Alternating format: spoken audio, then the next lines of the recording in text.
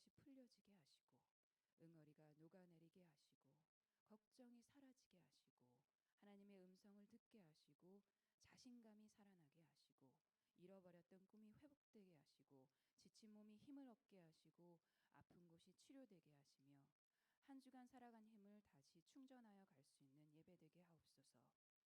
하나님, 당신만이 우리 주인이십니다. 하나님 사랑합니다. 우리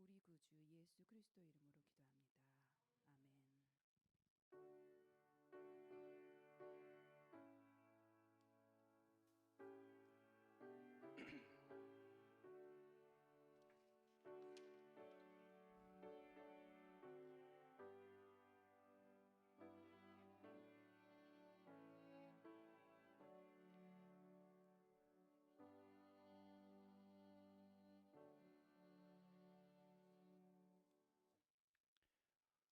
오늘 우리가 함께 나눌 성경 본문은 신약 마태복음 25장 1절에서 13절입니다. 성경을 읽으실 때 본문을 통해 말씀하시는 하나님의 뜻과 음성을 깨달을 수 있기를 기도합니다. 제가 봉독해 드리겠습니다. 그때 천국은 마치 등을 들고 신랑을 맞으러 나간 열 처녀와 같다 하리니 그 중에 다섯은 미련하고 다섯은 슬기 있는 자라. 미련한 자들은 등을 가지되 기름을 가지지 아니하고 슬기 있는 자들은 그릇에 기름을 담아 등과 함께 가져갔더니 신랑이 더디어 오므로 다 졸며 잘세 밤중에 소리가 나되 보라 신랑이로다 맞으러 나오라 하매 이에 그 처녀들이 다 일어나 등을 준비할세 미련한 자들이 슬기 있는 자들에게 이르되 우리 등불이 꺼져가니 너의 기름을 좀 나눠달라 하거늘 슬기 있는 자들이 대답하여 이르되 우리와 너희가 쓰기에 다 부족할까 하노니 차라리 파는 자들에게 가서 너의 쓸 것을 사라 하니 그들이 살아간 사이에 신랑이 오므로 준비하였던 자들은 함께 혼인잔치에 들어가고 문은 닫힌지라. 그 후에 남은 처녀들이 와서 이르되 주여 주여 우리에게 열어주소서. 대답하여 이르되 진실로 너희에게 이르노니 내가 너희를 알지 못하노라 하였느니라. 그런즉 깨어있으라. 너희는 그 날과 그 때를 알지 못하느니라. 아멘.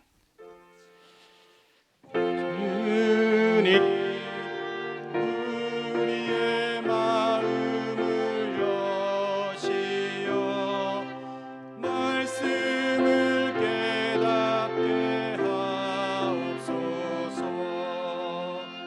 아멘.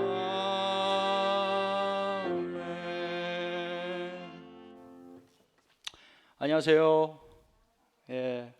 이번 주에 참 좋은 날씨 있습니다. 초여름 같은 날씨인데요. 우리 좌우 양옆에 앉으신 분들과 반갑게 인사 나누시겠습니다. 참 잘 오셨습니다. 참 잘 오셨습니다. 한 번 더 인사 나누시겠습니다. 당신은 하나님의 구원받은 자녀입니다. 자녀입니다. 한 번 더 인사 나누시겠습니다. 깨어 있으세요.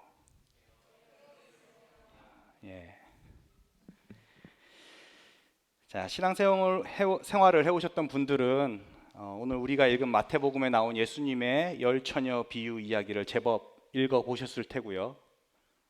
관련된 설교 말씀도 여러 번 들어보셨을 것입니다. 예수님께서는 오늘 본문 앞장인 24장에서부터 제자들에게 세상의 마지막 때와 예수님 당신의 재림의 때에 관해 비유로 말씀해 주고 계십니다. 오늘 본문도 세상의 마지막 때에 예수님의 다시 오심과 관련된 비유입니다. 자, 예수님께서는 천국이 마치 등을 가지고 신랑을 맞으러 나간 열 처녀와 같다고 말씀하십니다. 그 열 처녀 중에 다섯은 미련하고 다섯은 슬기롭다고 말씀하시면서 시작합니다. 자, 밤중에 오는 신랑을 맞이하러 나간 열 처녀들 중 미련한 다섯 처녀는 등만을 가져갔고요. 슬기로운 다섯 처녀는 등과 함께 여분의 기름을 가지고 갑니다. 그런데 문제는 오기로 한 신랑이 너무 더디게 옵니다. 열 처녀 모두가 늦은 밤 잠이 들었나 봅니다. 그리고 마침내 신랑이 온다는 소식을 듣고 모두 깹니다. 자, 더 큰 문제는 여분의 기름을 가져가지 않은 다섯의 미련한 처녀들의 등불이 이제 꺼지려고 합니다. 이들은 슬기로운 다섯 처녀에게 기름을 나눠달라고 요청하지만 거절당합니다. 그래서 그들이 기름을 사러 나간 사이에 신랑이 도착합니다. 신랑은 남아있던 슬기로운 5 처녀들을 데리고 혼인잔치에 들어가고 문을 닫습니다. 밤중에 혼인잔치라니요. 자, 기름을 사고 돌아온 미련한 5 처녀가 문을 열어달라고 요청합니다. 하지만 문 안에서 들려온 신랑의 말은 매정하고 냉담합니다. 내가 너희를 알지 못하노라. 자, 이렇게 비유 이야기가 끝나고 예수님께서 말씀을 더하십니다. 그런즉 깨어 있으라. 너희는 그 날과 그때를 알지 못하느니라. 더 정확히 표현하자면 그러므로 깨어 있어라. 왜냐하면 너희는 그 날과 그때를 모르기 때문이다. 자, 여기서 신랑은 이 세상 마지막 때에 우리를 찾아오셔서 하나님 나라의 잔치에 우리를 초대하실 예수님이라는 것을 누구도 부인하지 않으실 것입니다. 예수님께서는 지금 당신을 신랑으로 비유하면서 신랑과 함께하는 혼인잔치로 비유되는 하나님 나라에 들어오는 것이 어떠한지를 말씀해 주고 계십니다. 조금 더 풀었으면 마지막 때에 하나님의 구원을 받는다는 것이 어떠한 것인지 이 10처녀 비유를 통해 이야기해 주고 있는 것이죠. 이 10처녀 비유 이야기는 전통적으로 주님의 다시 오심을 기다리고 준비하는 그리스도인들의 삶의 자세에 대해 말해주는 것으로 많이 알고 있을 것입니다. 즉 더디게 올지도 모를 신랑을 위해 여분의 기름까지 미리 준비해서 기다리는 슬기로운 5 처녀는 결국 혼인잔치에 들어가게 됩니다. 반면 기름을 챙기지 않고 신랑이 올 때쯤에 기름을 사러 갔던 미련한 5 처녀는 결국 혼인잔치에 들어가지 못하는 안타까운 처지에 처하게 됩니다. 이처럼 오늘 본문은 우리 그리스도인들이 하나님의 구원을 받기 위해서는 이렇게 슬기로운 5 처녀들이 언제 오실지 모를 주님을 위해 기름을 준비하고 기다린 것처럼 깨어 기도하며 준비하여야 한다는 메시지를 줍니다. 깨어 있음과 준비되어 있음이라는 우리 그리스도인의 덕목은 마지막 때를 살아가는 우리 그리스도인들에게 아주 중요한 가르침으로 남아 있습니다. 일견 의미 있는 해석이라고 생각되어집니다. 그러나 저는 이 10처녀 비유 이야기를 이런 그리스도인의 덕목으로만 이해하기에는 좀 아쉬운 부분이 많다고 생각되어집니다. 이 비유를 그렇게 늘 부지런히 준비해야만 마침내 구원을 얻을 수 있다는 방식으로 이해를 한다면 제 입장에서는 마치 어릴 적 들어왔던 이솝 우화의 개미와 배짱이 이야기가 전해주는 메시지 그 이상도 이하도 아닌 것처럼 들리기 때문이죠. 여러분 개미와 배짱이 이야기 다 아시죠? 우리 애들도 아실라나? 원래 이 이솝 우화에서 배짱이가 아니었대요. 원래 매미였대요. 나중에 이야기가 전래되면서 배짱이로 바뀌었다는데 어찌됐든 자 혹시 모르실 분들을 위해서 제가 잠깐 설명해 드린다면 자 무더운 여름 동안에 개미는 땀을 뻘뻘 흘리며 부지런히 일을 하여 겨울을 준비합니다. 반면 배짱이는 나무그늘에서 노래만 부르고 놀기만 하며 하루를 보냅니다. 그러다 여름, 가을이 지나 이제 겨울이 다가왔습니다. 여름 내내 놀기만 했던 배짱이는 먹을 것이 없어 개빈을 찾아갑니다. 여름 내내 부지런히 양식을 모아둔 개미에게 도움을 청하면서 먹을 것을 구할 수 있을 거라 생각한 것이죠. 하지만 개미는 여름에는 노래를 했으니 겨울에는 춤이나 추렴이라고 말하며 이런지아의 도움을 거절합니다. 결국 배짱이는 그 추운 겨울에 굶어 죽습니다. 눈물 없이 들을 수 없는 안타까운 이야기입니다. 그런데 비슷하지 않습니까?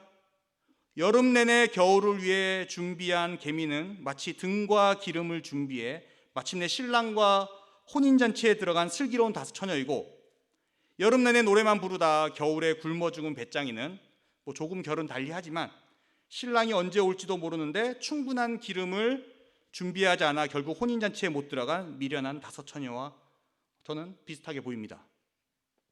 어릴 적 개미와 배짱이 이야기를 들으며 저 또한 미리미리 준비해서 추운 겨울에 굶어 죽은 배짱이처럼 되지 말아야지 다짐했습니다.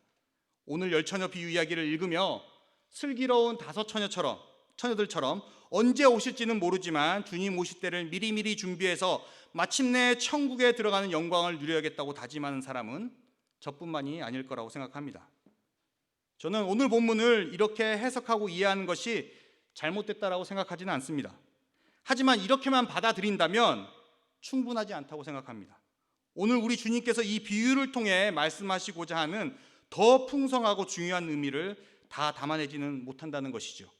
이 점을 오늘 여러분과 함께 살펴볼 수 있기를 원합니다. 자, 우리가 이 열 처녀 비유 이야기를 개미와 배짱이 우화가 전해주는 것처럼 깨어있음과 준비되어 있음이라는 덕목으로만 이해하게 된 이유를 먼저 여러분에게 말씀드리겠습니다. 먼저 우리는 이 예수님의 이 비유 이야기를 지극히 우리의 관점에서 읽고 있기 때문입니다. 무슨 말씀이냐면, 사실 오늘 비유는 예수님께서 제자들에게 천국은 이러이러하다라는 예수님의 관점을 이야기하는 것입니다. 그런데 우리는 예수님의 관점과는 달리 우리의 관점에서 이 비유를 읽습니다. 즉 우리는 본문을 읽을 때 우리는 어떻게 해야 천국에 들어갈 수 있을까? 우리는 어떻게 해야 구원을 받을 수 있을까라는 질문을 가지고 이 본문을 읽는다는 것이죠. 그렇기 때문에 우리의 관심은 신랑도 아니고 신랑이 언제 오는지도 아니고 오직 누구에게? 열 처녀에게만 가 있습니다. 더 정확히 말씀드리면 어떻게 하면 슬기로운 다섯 처녀처럼 부지런하게 준비할 수 있을까? 어떻게 하면 미련한 다섯 처녀처럼 안 할 수 있을까라는 질문을 가지고 이 본문을 읽는다는 것이죠. 읽고 해석하는 것이죠. 즉 열 처녀들의 행동에서 우리의 구원의 근거를 찾고 있다는 것입니다. 슬기로운 다섯 처녀의 준비되어 있음을 담고 싶어하고 미련한 다섯 처녀의 덜 준비됨을 거부하지요. 그리고 이 본문에 대한 가장 큰 오해는 바로 이 비유를 마치고 제자들에게 하신 예수님의 말씀을 무턱대고 우리의 관점으로만 해석하는 데 기인합니다. 예수님께서 오늘 본문 마지막 구절에 그런즉 깨어있으라 너희는 그날과 그때를 알지 못하느니라고 말씀하셨기에 우리 그리스도인들은 무엇에 대해 깨어있어야 되는지도 모르면서 항상 깨어있어야 할 것 같은 거의 강박증에 시달리게 됩니다. 그런데 오늘 본문을 찬찬히 살펴보면 사실 슬기로운 다섯 처녀나 미련한 다섯 처녀나 신랑이 늦게 옴으로 인해 모두 잠들어 버렸습니다. 그러므로 예수님의 이 마지막 말씀을 문자적으로 받아들인다라고 해도 정확하게 이 처녀들의 태도를 가리키고 있다고 보기는 힘듭니다. 슬기로운 다섯 처녀들 또한 깨어있지 못해 잠들었지만 결국 혼인잔치에 들어갔기 때문입니다. 이 깨어있음 그 자체만이 비유에서 전하고자 하는 중요한 메시지였다면 슬기로운 다섯 처녀들은 미련한 다섯 처녀들과 달리 잠들지 말고 꿋꿋하게 깨어 신랑을 기다렸어야만 합니다. 하지만 그들도 사람인지라 밤늦은 시간에 잠들어 버렸지요. 그럼 왜 예수님께서는 이 비유 이야기를 끝마치고서 이런 말씀을 하신 것일까요? 대체 깨어있으라는 말씀이 무엇에 깨어있으라는 것일까요? 오늘 본문을 읽을 때 우리는 우리의 주 관심사인 우리가 어떻게 해야 구원받을 수 있는가의 질문에 대한 답변을 기대하면서 읽어서는 안 됩니다. 오늘 예수님께서 이 열 처녀 비유 이야기를 통해 제자들과 우리에게 진정 전하고자 하는 메시지가 무엇인가에 초점을 맞춰야 합니다. 예수님께서 이 비유를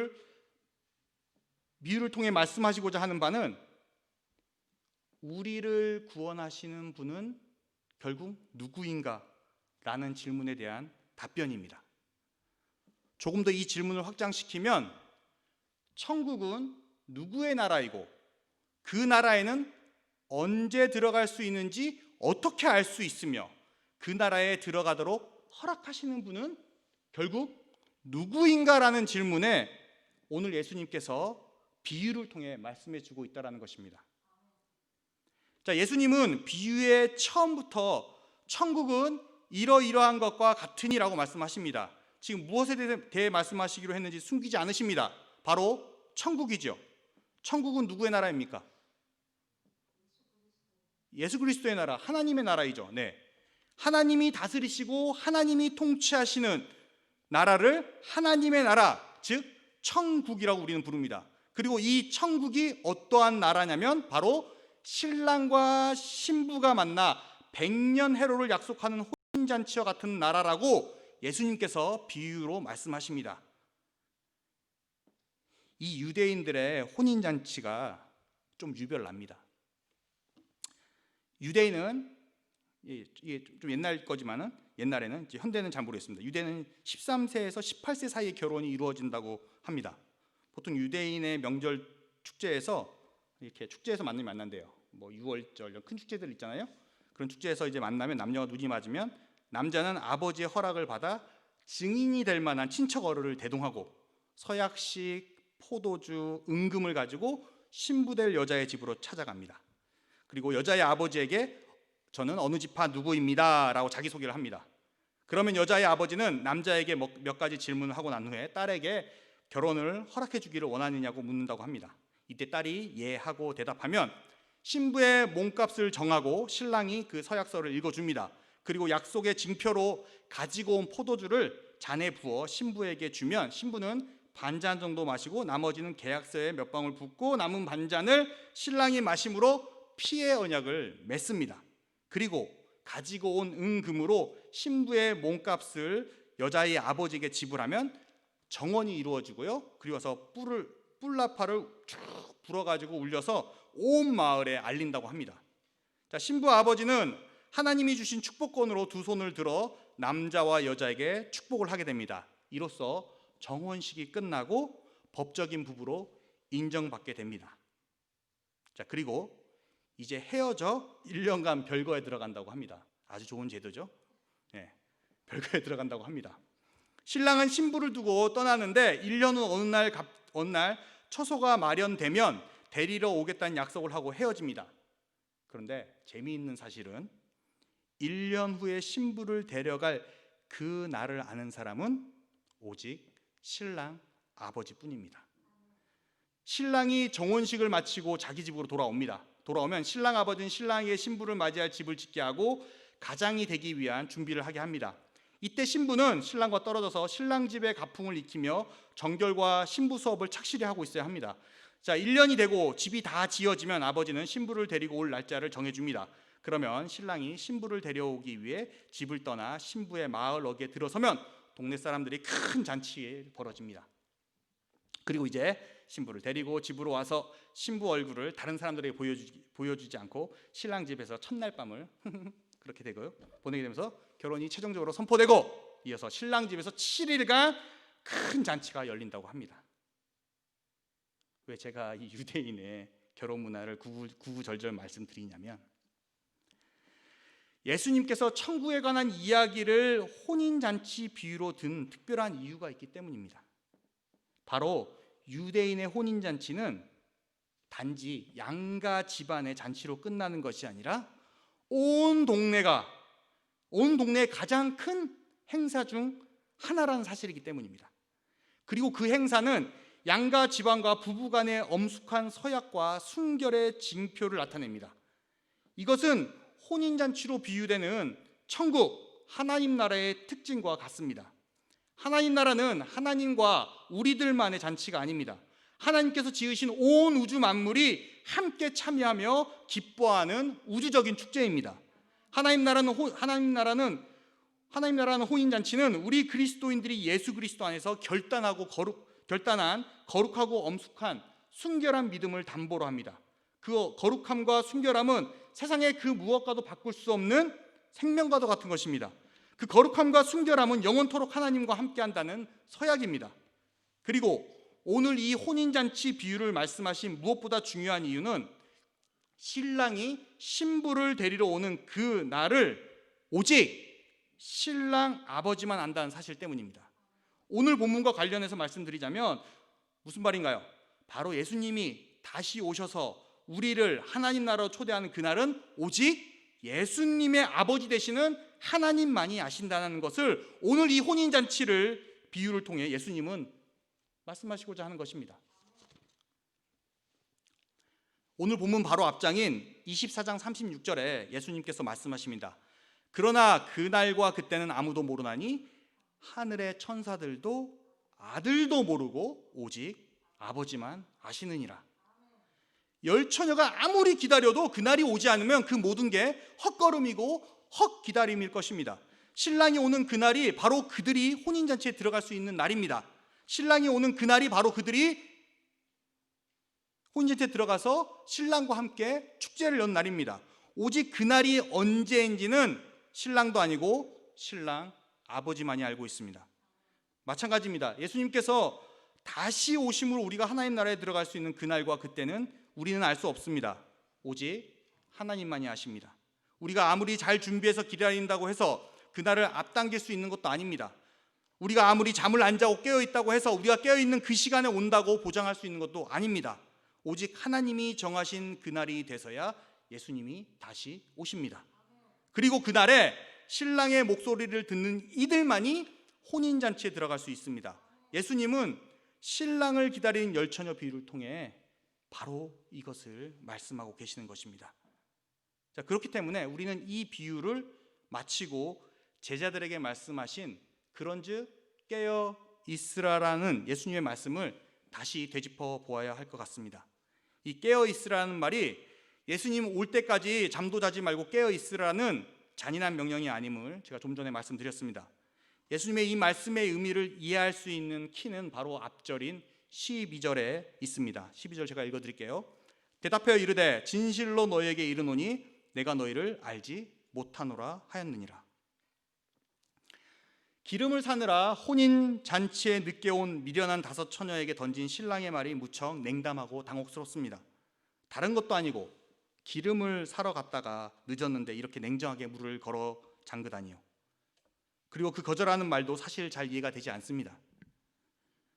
이들이 늦었기 때문이라면 거절하는 말에 너희가 늦었기 때문이다라거나 너희가 기름을 충분히 준비하지 않았기 때문이다 정도가 들어가면 될 것 같죠? 그러면 미련한 처녀들 이해가 되겠죠. 근데 신랑은 말합니다. 내가 너희를 알지 못하노라.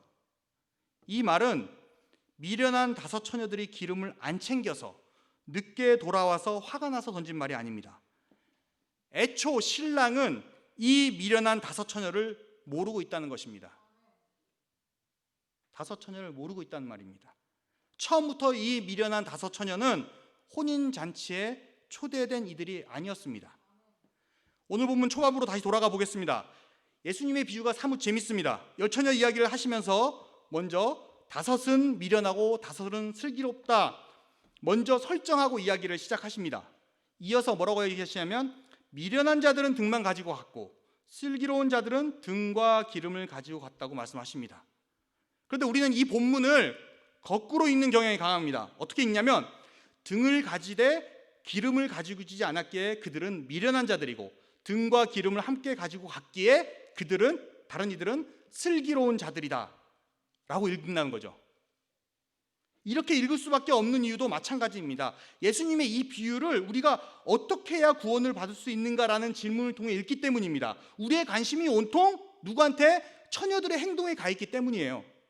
그런데 예수님은 반대로 말씀하십니다. 그녀들이 어떠한 행동을 안 했기 때문에 미련하고 슬기로운 처녀들로 구분된 게 아닙니다. 미련한 자들은 미련했기에 기름을 안 챙긴 것입니다. 슬기로운 자들은 슬기롭기 때문에 등과 기름을 챙길 수 있었습니다. 행위가 그 사람을 나타내는 것이 아니라 그 사람의 됨됨이가 어떠한 행위를 했는지를 결정한다는 것이에요.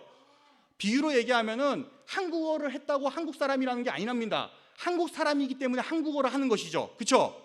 요즘 한국어 잘하는 외국인들 많잖아요. TV쇼도 많고요. 그 사람들 우리가 한국 사람이라 안 부르잖아요. 근데 한국 사람이 한국어를 못하면 어떻게 해요? 쟤 좀 이상하다 그럴 거 아닙니까? 이 부분이 왜 이렇게 중요한 것이냐면 바로 예수님의 비유 속에서 하나님의 혼인잔치에 들어올 이들은 처음부터 정해졌다는 것을 보여주고 있기 때문입니다. 그들이 무엇을 했기 때문에 혼인잔치에 들어올 수 있는 것이 아닙니다. 그들이 무엇을 안 했기 때문에 거절된 것이 아닙니다.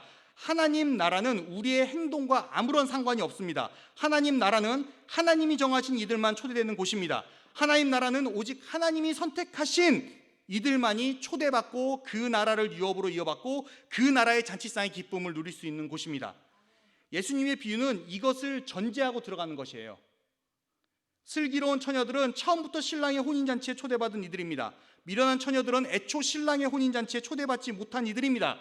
초대받은 슬기로운 처녀들은 혼인잔치에 합당한 자세로 신랑을 기다립니다. 그 혼인잔치가 얼마나 크고 아름답고 기쁜 잔치인지를 알기에 허투루 준비할 수 없습니다. 최대한 정성을 다해 신랑을 기다리며 준비합니다. 신랑이 오는 시간과 날은 오직 신랑 아버지만이 알고 있는 것이기에 여분의 기름을 더욱 준비합니다. 신랑이 더디옴을 예비하는 것이죠. 왜? 슬기로운 처녀들이기 때문에. 미련한 처녀들은 초대받지 않은 이들에게 그 혼인잔치의 값짐을 모릅니다. 혼인잔치의 가치를 모르게 무엇을 준비해야 하는지 모릅니다. 대충 준비하면 들어갈 수 있을 거라 착각합니다. 기름이 중요한 게 아니라 신랑이 중요하다는 사실을 잊어버린 것이죠. 기름만 더 사면 들어갈 수 있을 거라고 착각을 한 것이죠. 이렇게 예수님께서는 오늘 열 처녀 비유 이야기를 통해 우리가 어떻게 해야 구원받을 수 있을까가 아니라 우리를 구원하시는 분은 결국 누구인가라는 질문에 답을 주고 있습니다. 이쯤 들으셨으면 여러분들 안에 이런 질문이 올라와야 합니다. 아니 목사님, 그럼 하나님께서 구원받을 사람들 다 정해놓으셨다는 거 아닙니까? 우리 운명이 다 결정됐다는 거 말씀하시는 거 아닙니까? 그럼 우리가 이렇게 이 코비드 이 난리판에 이렇게 모여서 예배 열심히 드리고 기도하고 바빠 죽겠는데 교회 와서 봉사한 이유가 무엇입니까? 어차피 천국에 들어갈지 확신할 수도 없는데 말이죠. 자, 이러한 질문은 좋은 접근이지만 반은 맞고 반은 틀리셨습니다. 자, 신구약 성경은 하나님께서 당신의 구원받은 백성을 태초부터 예정하시고 선택하셨음을 일관성 있게 증언합니다. 사도 바울은 이 하나님의 예정하심을 에베소 교회의 편지에 기록합니다. 곧 창세전에 그리스도 안에서 우리를 택하사 우리로 사랑 안에서 그 앞에 거룩하고 흠이 없게 하시려고 그 기쁘신 뜻대로 우리를 예정하사 예수 그리스도로 말미암아 자기의 아들들이 되게 하셨으니, 하나님께서는 예수 그리스도 안에서 자기 자녀들로 삼은 자들을 이미 다 선택하셨고 예정하셨습니다. 그것이 성경이 가르쳐주는 하나님의 구원의 경륜입니다. 하지만 하나님께서 누구를 선택하셨는지 우리는 알 길이 없습니다. 하물며 여기에 계신 여러분 저 또한 냉정하게 말해서 우리 각자를 선택하셨는지 알 길이 없어요. 단지 우리는 하나님께서 예수 그리스도 안에서 우리를 택하셨다고 믿으며 살아가고 있을 뿐입니다. 그렇죠? 그렇게 오늘 본문 말미에 예수님께서 말씀하신 것입니다. 그런즉 깨어 있으라. 우리는 우리가 선택되었는지 알 수 없습니다. 하지만 우리는 하나님의 은혜의 선택을 믿습니다. 우리는 이 긴장 속에서 살고 있습니다. 그렇기에 깨어 있어야 하는 것입니다. 무엇에 대해 깨어 있으라는 말씀인가요? 바로 우리의 구원은 오직 하나님께 달려있다는 것을, 우리를 구원하시는 분은 오직 하나님이심을 분명 알고 있으라는 말씀입니다. 우리가 잠도 안 자고 기름을 준비하고 몸 치장하고 등 무엇을 해서 우리가 구원받는 게 아니라는 사실에 깨어 있으라는 말씀입니다. 오직 우리를 하나님 나라로 초대하는 분은 하나님 한 분이라는 진리에 눈을 크게 뜨고 깨어 있으라는 것입니다. 오직 그날이 언제인지는 우리는 모르나 오직 신랑 아버지 되시는 하나님만 아신다는 진리에 깨어 있으라는 것입니다. 그날이 도적같이 임할 때, 그날이 우리가 미처 준비되어지기 전에 임할 때 하나님께서는 당신이 지으시고 당신이 택하신 당신의 자녀를 한 명도 빠짐없이 그 나라의 잔치에 임하게 하시고 적과 꿀이 흐르는 하나님의 새 하늘과 새 땅 가운데서 새 창조의 생명력을 맛보게 하실 것을 믿음으로 깨어 있으라는 말씀입니다. 우리가 감사함으로 경배하고 예배하기 때문에 하나님 나라에 들어가는 게 아닙니다. 우리가 11조 열심히 하고 봉사한다고 해서 하나님 나라에 초대받는 게 아닙니다. 우리가 무엇을 했기에 하나님 나라에 들어갈 수 있다고 믿는다면 우리는 하나님 나라를 완전히 오해하고 있는 것입니다. 우리는 역으로 생각해야 합니다. 하나님께서 예수 그리스도 안에서 우리를 그 나라로 초대하셨기에 우리는 감사함으로 경배하고 예배드릴 수 있게 된 것입니다. 하나님께서 우리 주 예수 그리스도 안에서 우리를 택하셔서 그분의 자녀 삼아 주신 은혜가 있기에 우리는 우리의 수고와 노동의 일정 부분을 하나님께 11조와 헌금으로 드릴 수 있고 우리의 신간과 정성을 들여 봉사를 할 수 있다는 것입니다. 하나님께서 우리 각자를 선택하셨다는 믿음과 그 택하심은 오직 하나님만이 아신다는 긴장 안에서 우리는 우리에게 맡겨진 하나님의 복된 사명들을 묵묵하게 그리고 충성스럽게 해나갈 수 있는 것입니다. 사랑하는 기쁜 소리 교회 여러분, 하나님의 이러한 전적인 은혜와 선택 앞에 깨어 있으시기 바랍니다. 우리의 외모와 우리의 출생과 우리가 가진 것과 우리가 행한 것들로 인해 우리를 택하시는 것이 아닙니다. 요한복음의 기자는 이 놀라운 선택의 은혜를 이렇게 표현합니다. 요한복음 1장 12절 13절입니다. 영접하는 자 곧 그 이름을 믿는 자들에게는 하나님의 자녀가 되는 권세를 주셨으니 이는 혈통으로나 육정으로나 사람의 뜻으로 나지 아니하고 오직 하나님께로부터 난 자들이니라. 오직 당신의 아들 예수 그리스도의 십자가 은혜의 조명 안에서 우리를 택하신 하나님을 향해 깨어 있으시길 간절히 소망합니다. 우리는 그 날과 그때를 모르지만 신랑 되신 예수 그리스도께서 임하는 그날, 그때에 우리는 분명 신랑의 목소리를 들을 것이며 우리는 분명 하나님께서 온 세상 가운데 활짝 열어놓으신 그분의 놀라운 잔치상에 함께할 것이며 우리는 분명 그 안에서 하나님의 사랑과 공의의 생수가 강같이 흘러가는 것을 맛볼 수 있을 거라 믿습니다. 그렇게 깨어 하나님의 날을 맞이하시는 하나님의 거룩하고 순결한 신부 우리 기쁜 소리 교회가 되기를 주님의 이름으로 기도합니다. 이 시간 함께 기도하시겠습니다. 이 시간 함께 기도하실 때 말씀 나눴던 거 생각하시면서요, 오늘 성경 본문 생각하시면서 함께 기도하기를 원하는 것은 우리의 구원이 오직 하나님께 달려 있음을 고백하며 우리의 삶이 날마다 구원의 하나님께, 구원자 예수 그리스도께 깨어 있도록 인도해 달라고 이 시간 함께 기도하시겠습니다.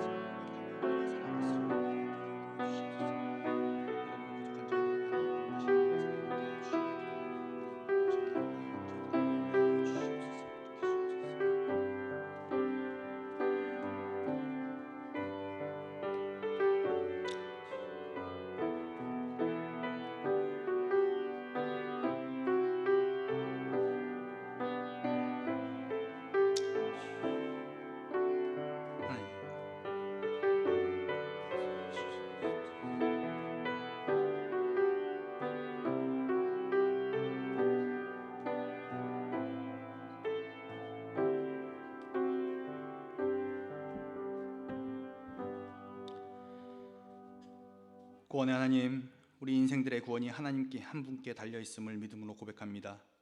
우리 하나님께서는 창세전에 예수 그리스도 안에서 우리를 택하셔서 하나님의 자녀 삼으셨음을 믿음으로 고백합니다.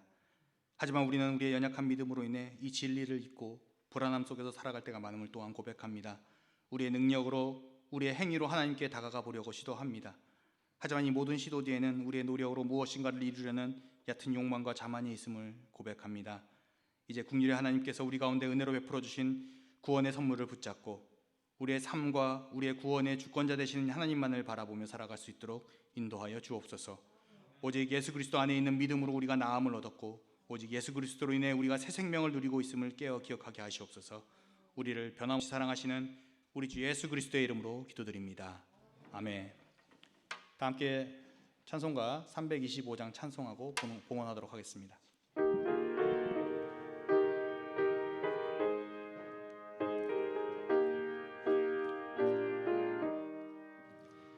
예수가 함께 계시니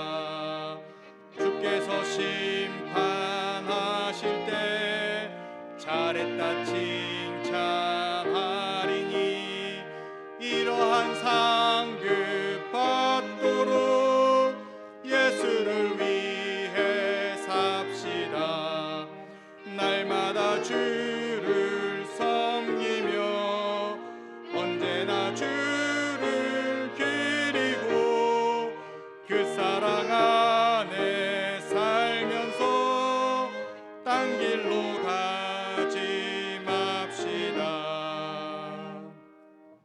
함께 기도드리시겠습니다. 자비와 긍휼의 하나님, 우리를 예수 그리스도 안에서 자녀 삼아 주시고 기쁜 소유교회라는 귀한 영적 가족 공동체를 허락하여 주시어 함께 하나님을 찬양하며 예배드리게 하심에 감사를 드립니다. 뿐만 아니라 우리의 삶을 친히 돌보시며 때에 맞춰 일용할 양식을, 삶에 필요한 재물들을, 열심히 일할 수 있는 건강과 시간들을, 서로의 삶을 돌볼 수 있는 소중한 관계들을 우리에게 공급해 주심에 더욱 감사를 드립니다. 이처럼 주님께서 허락하신 귀한 복들을 우리 공동체와 우리 주변에 필요로 하는 이들과 함께 나누며 살아갈 수 있도록 우리의 삶의 여정을 인도하여 주옵소서. 오늘 이 예배를 위해 우리의 정성을 담아 주님 앞에 예물을 올려드립니다. 우리의 정성과 마음을 받으시고 이 예물 위에 주님의 기쁨이 가득 나타나기를 소망합니다. 이 예물이 쓰이는 곳에 하나님의 사랑과 공의가 나타나게 하시고 우리가 드린 이 예물이 누군가의 영혼을 소생시키고 누군가의 삶을 회복시키는 데 귀하게 쓰여질 수 있도록 주님 역사하여 주옵소서. 우리로 하여금 재물로 인해 흔들리지 않게 하시고 필요에 따라 채우시고 도우시는 하나님의 손길에 더욱 의지할 수 있는 믿음 더하여 주옵소서. 감사드리오며 예수 그리스도의 이름으로 기도드립니다.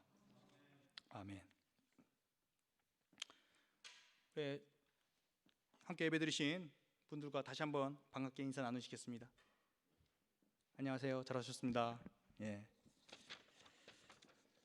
광고는 주보 뒷면을 참조하시기 바랍니다. 계속해서 코비드 사태가 진행되고 있고요. 예배 시 주의사항 숙지하셔서 이렇게 건강에 조심하시기 바랍니다. 브리치 청년 성경 공부가 매주 금요일 8시부터 줌으로 온라인으로 시행되고 있습니다. 로마서에 대해서 나누고 있고요. 그럼 토요일 아침 9시에서 10시까지 또한 줌으로 온라인으로 작년 성경 공부 요한복음이 진행되고 있습니다. 관심 있으신 분들은 저에게 말씀해 주시기 바랍니다. 지난주부터 지난 주일 마치시고요. 우리 담임 목사님 문승 목사님께서 안식월로 지금 한국에 방문 중이십니다. 저 아버님 목사님 간병 중이시고요. 생각나실 때마다 기도해 주시고 또 아까 우리 신은정 목사님께 기도하신 것처럼 이번 안식월을 통해서 목사님이 어떤 목회의 다음 목회를 위한 귀한 쉼과 또한 새로운 어떤 좋은 생각들을 가질 수 있는 시간이 될 수 있도록 계속 기도해 주시기 바랍니다. 우리 다 같이 일어나셔서 하나님 아버지의 마음 찬송하시고 축도로 예배를 마치도록 하겠습니다.